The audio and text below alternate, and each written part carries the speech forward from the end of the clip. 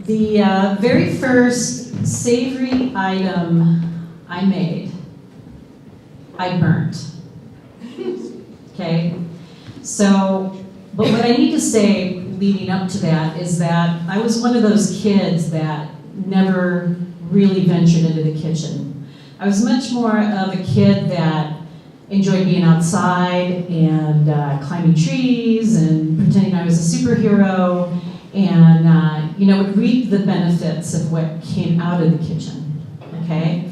So I had gone back east to visit a friend of mine. We had lived in Pennsylvania for a little while, and I went back to visit, from Tucson, and her mom had made these wonderful, luscious, crispy potato latkes. And I mean, they weren't like smashed potato latkes. These are like fluffy, yummy, potato latkes, right? Mamma jamma potato latkes. So I was determined, I was, about 18, and up until that point, hadn't really cooked much at all, that I was gonna make these darn potato latkes because they looked so darn good. So I, came back home and I'm like, Mom, I'm gonna really try to make these latkes. And she's like, are you sure? Because you really haven't spent much time in the kitchen. I'm like, I can do this. There's a recipe. I can do this. Well, as I burned them. Really bad. Not just burn, but like I caught them on fire burn. Okay? And so you're probably wondering, why are you up there talking about food and you burned the latkes?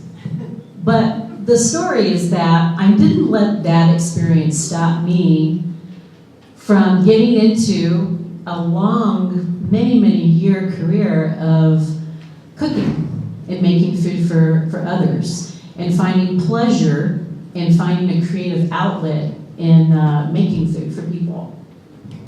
So I'm going to share a little, timeline. I think I have enough time. We're being timed, by the way.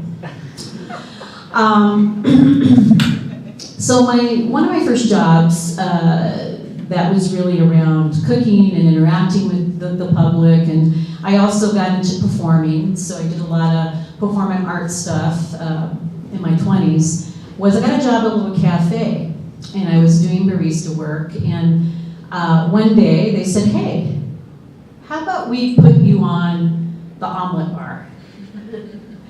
And I don't know, have any of you guys watched people do the whole omelet bar thing? It's like you're flipping the omelet, you're adding, it's actually quite fun, and it can be a very fun performance experience. And I got the biggest kick out of that. I really enjoyed not only making the food for people, but performing while I did that.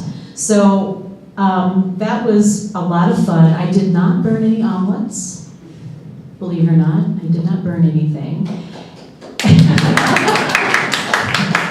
And it really inspired me to think about other ways in which I could create food. So while I was doing this whole Barista Cafe thing, I started my own catering company. And so, it was just really basic things. I'd make food for some of my coworkers. They would hire me to do desserts or, basic dinners or things like that. And then I met this gentleman who started a company called In Concert, and they would bring people into town that were on the singer-songwriting circuit. And these weren't just, these are sort of well-known, but not really mainstream folks, like Bella Fleck and the Flecktones, and some other groups. And I was fortunate, I landed the catering gig for these performers. And so I got to make food for Bella Fleck, and Leo Kottke, and oddly enough, Barbara Kingsolver, who, very interesting woman. We would sit there and I'd make the food, I'd bring it over to them, we'd share these meals together, and it was really fun to talk about performance and food and other things, and it was just this quick little window of spending time with these people. And again, it was just like that whole experience of enjoying sharing food and creativity. So I did that while I was still working at the cafe, and I had a woman come into the cafe one day, and she said, you know, I'm looking for somebody to make food for people with HIV and AIDS. I said, oh, what the hell? I can do that too. Why not? I can do 3 jobs, why not? So I got into this whole journey of now not only thinking about it in a creative way, but also thinking about it in a nurturing way. And being able to provide healthy meals for people. And I remembered one time one of my volunteers had not shown up, and I had made meatloaf, homemade meatloaf. I'd done it with wine and, you know, lots of different kinds of vegetables. It was this, you know, nice thick meatloaf and garlic mashed potatoes and spinach. And I had to go all the way out to Abbott Valley for one of my clients. And he was bedridden. And a lot of the stuff that he would eat, or the way he would get food, is he would drink a lot of Ensure. And I don't know how many of you have ever had Ensure. Or anyone ever seen Ensure? Oh, yeah. It's not overly appetizing, and so he was thrilled.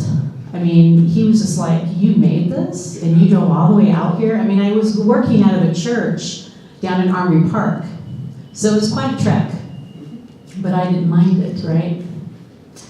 So we hung out, and he ate my food, and he said, you know, this is going to be my only home-cooked meal today. Most of the food I have is microwave, you know, food or my Ensure. So there's just something, it was just awesome to see his face lighten up and to not only help him, you know, when he otherwise isn't going to be able to get out of bed and make food, but just to help him feel good for that 2 hours that we hung out. So I, you know, was working these jobs, and, you know, of course, it was a lot. I had to stop doing the catering gig, and my job at the cafe switched. I started promoting music, and I happened to open up the newspaper, and there was a job to work with people with disabilities, and doing independent living skills, training, and that kind of stuff.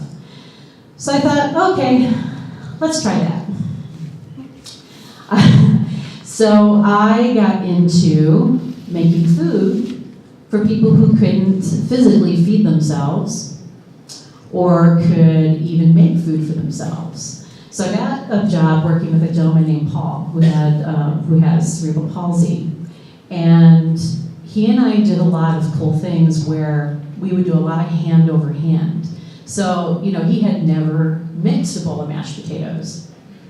Because he physically couldn't do it on his own. So I said, you're not getting out of that. Come on. Bowl goes on his lap, I grab his hand, we grab the spoon, and we mix it together, you know?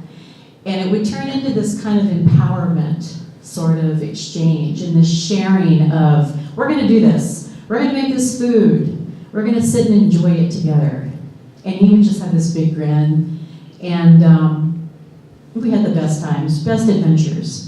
We go out to eat, and you know, we had to be really, really careful about what we would talk about, because we would laugh, and we wouldn't just do little laughs.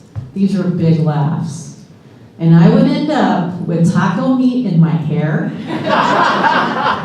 in my glasses, and it just, you know, it turned into this most hilarious experience, and he just loved it. He just ate it up. I would wear it, and he would eat it up. So I just always found that food is something that should be fun. I always enjoyed taking care of others with my food. I love being creative, just opening up a cupboard and trying to figure out what to make in the cupboard with very little items. And never let burnt potato latkes stand in the way of, a